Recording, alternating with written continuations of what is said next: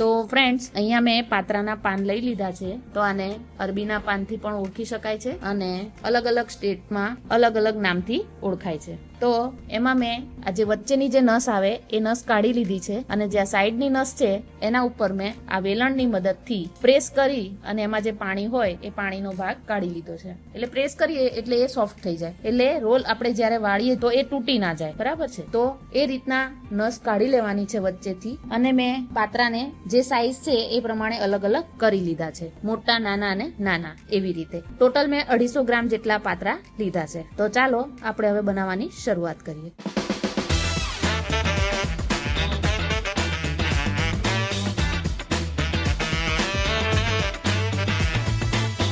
તો ફ્રેન્ડ્સ, બારડોલીના પાત્રા બનાવવા માટે પહેલા આપણે બેટર બનાવી લઈશું. તો એના માટે મેં અહીંયા 2 કપ ભરીને બેસન લીધો છે. એનો અડધું આપણે ચોખાનો લોટ લેવાનો છે. તો 1 કપ ચોખાનો લોટ લઈશું. હવે 1 ટીસ્પૂન અજમો અને 1 ટીસ્પૂન તલ લીધા છે, એ એડ કરી દઈશું. 1/4 ટીસ્પૂન પાપડ ખાર એડ કરું છું. પાપડ ખાર ના હોય તો તમે 1/4 ટીસ્પૂન સોડા લઈ શકો છો. 1/4 ટીસ્પૂન હિંગ એડ કરીશું. 1 ટેબલ સ્પૂન લીલા મરચાની પેસ્ટ એડ કરીશું. 1 ટેબલ સ્પૂન લસણ એડ કરીશું. જો લસણ ના ખાતા હોય તો લસણ સ્કીપ કરવાનું. 1 ટેબલ સ્પૂન આદુની પેસ્ટ એડ કરીશું. હવે અહીંયા 1 ટેબલ સ્પૂન આખા ધાણા અને 1 ટેબલ સ્પૂન વરિયાળી લીધી છે અને હાફ ટીસ્પૂન જીરું એડ કરી લઈશું. હવે આને આપણે દરદરું ખાંડી લઈશું. તો આ દરદરું વટાઈ ગયું છે તો આપણે એને એડ કરી દઈશું. 1/4 ટીસ્પૂન ગરમ મસાલો એડ કરીશું. 1 ટેબલ સ્પૂન ધાણા જીરું પાવડર, 1/4 ટીસ્પૂન હળદર, હાફ ટીસ્પૂન લાલ મરચું પાવડર. હવે સ્વાદ અનુસાર મીઠું એડ કરી દઈશું. હવે અહીંયા મેં 5 થી 6 ચમચી ખજૂર આંબલીની ચટણીનો ઉપયોગ કર્યો છે. જો એ ના હોય તો તમે 2 ટેબલ સ્પૂન આંબલીનો પલ્પ અને થોડો ગોળ એનું મિશ્રણ એડ કરવાનું છે. તો હવે આપણે આને સરખી રીતે મિક્સ કરી લઈશું. આ બેટરમાં મસાલા બધા ચડિયાતા રાખવાના છે, તો જ તમારા જે બારડોલીના પાત્રા છે એનો ટેસ્ટ એકદમ સરસ આવશે. અને ગોળ પણ તમારે એડ ના કરવો હોય તો તમે દળેલી ખાંડ કે ખાંડ એડ કરી શકો છો. પણ ગોળ અને આંબલીથી જે ટેસ્ટ આવે છે પાત્રામાં, એ ખાંડ અને લીંબુમાંથી નથી આવતી. આમાં આપણે હજી લીંબુ પણ એડ કરીશું, એ લાસ્ટમાં એડ કરીશું. હવે થોડું થોડું આપણે પાણી એડ કરીશું. એક સાથે આપણે પાણી એડ કરવાનું નથી, બહુ ધ્યાનથી પાણી એડ કરવાનું છે. પાછું થોડું પાણી આપણે એડ કરી લઈશું અને મિક્સ કરી લઈશું. આમાં તમે મરી પાવડર પણ એડ કરવા હોય તો તમે કરી શકો છો. તો અડધી ચમચી મરી પાવડર એડ કરી દેવા. તો બેટરની કન્સિસ્ટન્સી આ રીતે રાખવાની છે, એકદમ ઢીલું નથી કરી દેવાનું, એટલે આપણને સ્પ્રેડ કરતા સારી રીતે ફાવે. હવે આપણે થોડો લીંબુનો રસ એડ કરી દઈશું, મિક્સ કરી લઈશું. આ સ્ટેજ પર મસાલો તમારે ટેસ્ટ કરી લેવાનો, પછી જે પ્લસ માઇનસ હોય એ એડ કરી લેવાનું. હવે પ્લેટફોર્મને પહેલા સાફ કરી લઈશું અને પછી આ રીતે જે પાન મોટું હોય એ પ્રમાણે આપણે ગોઠવી દેવાનું છે. અને પછી આપણે એના પર આ લોટ વાળું જે મિશ્રણ છે એ સારી રીતે સ્પ્રેડ કરી દેવાનું છે અને આ મિશ્રણ સારી રીતે લગાવવાનું છે જેથી ટેસ્ટ સારો આવે. તો સાચવીને આપણે આ જે બેસનનું મિશ્રણ છે એ બેટર લગાવી દઈશું. મારું પાન અહીંયા પહેલેથી જ ફાટેલું આવ્યું હતું, પણ મોટું પાન એક પણ નહોતું એટલે મેં એનો યુઝ કરી લીધો છે. હવે જે નાના પાન છે એને આપણે અહીંયા ગોઠવી દઈશું અને એના ઉપર આપણે આ મસાલો લગાવી દઈશું. આમાં વધારે મહેનત પણ નથી, તો તમે પણ ઘરે આરામથી બનાવી શકો છો અને બારડોલીમાં જે પ્રમાણે જે ટેસ્ટમાં મળે છે બસ એવા જ તમારા બનશે. બીજું પાન આપણે આ સાઈડ ગોઠવી દઈશું. તો આ બેસન જે છે એ ગ્લુનું કામ કરશે, એટલે એ સરળતાથી ચોટી જશે અને તમને સ્પ્રેડ કરતા પણ ફાવશે.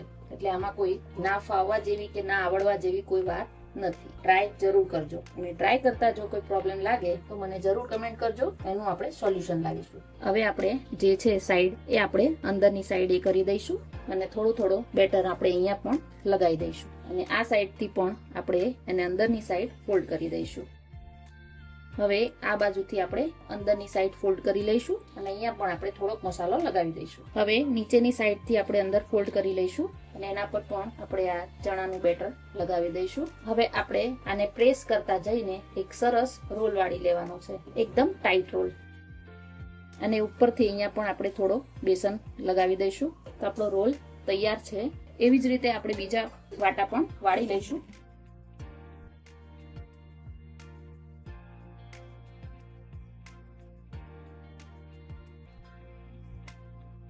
તો ફ્રેન્ડ્સ તમે જોઈ શકો છો 250 પાત્રામાં આ એકદમ પરફેક્ટ માપ આવી ગયું છે. તો તમે પણ આ જ રીતે બનાવશો તો તમારો પણ નહીં ઘટે કે નહીં વધે એ રીતનું થશે. તો બેટર એકદમ કમ્પ્લીટ આવી રહ્યું છે, એટલે પરફેક્ટ મેજરમેન્ટ સાથે બનાવેલું છે. તો તમે પણ આ જ રીતે જરૂર ટ્રાય કરજો. તો આ જ રીતે મેં બધા જ રોલ વાળી લીધા છે.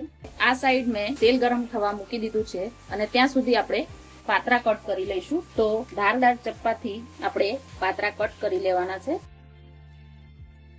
તો આ રીતે મીડિયમ થિકનેસ પર રહે એવા આપણે પાત્રા તૈયાર કરી લેવાના છે. બહુ જાડા નહીં અને બહુ પતલા નહીં. તો બધા જ પાત્રા આપણે આવી રીતે કટ કરી લઈશું અને પછી જરાક આપણે આ રીતે એને બહારની સાઈડ કાઢી લઈ અને એક વાટકી જેવો શેપ એમને પાત્રાને આપી દેવાનો છે અને પછી આપણે એને તળવાના છે. તો બધા કાપી અને કટોરી જેવો શેપ આપણે આપી દઈશું. આ રીતે અંદરથી જરાક પ્રેસ કરીએ એટલે થઈ જશે. તો એ રીતે આપણે બધા જ પાત્રા કટ કરી લઈશું. તેલ ગરમ થઈ ગયું છે.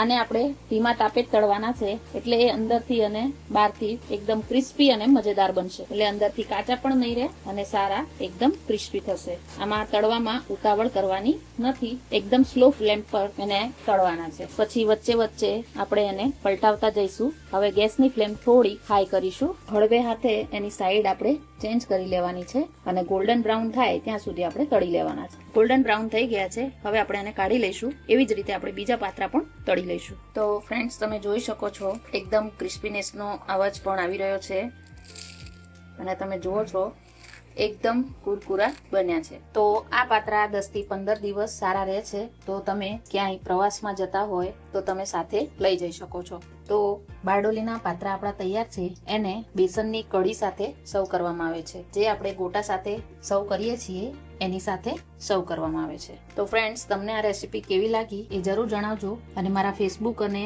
ઇન્સ્ટાના પેજને ફોલો કરજો અને ફ્રેન્ડ્સ અને ફેમિલી સાથે શેર કરજો. અને હજુ સુધી તમે ચેનલને સબસ્ક્રાઇબ નથી કરી તો જલ્દીથી જલ્દી સબસ્ક્રાઇબ કરજો અને બેલ આઇકોનને પ્રેસ કરજો. તો નેક્સ્ટ રેસીપીમાં નેક્સ્ટ વિડીયો સાથે જલ્દી જ મળીશું. ત્યાં સુધી જય શ્રી કૃષ્ણ.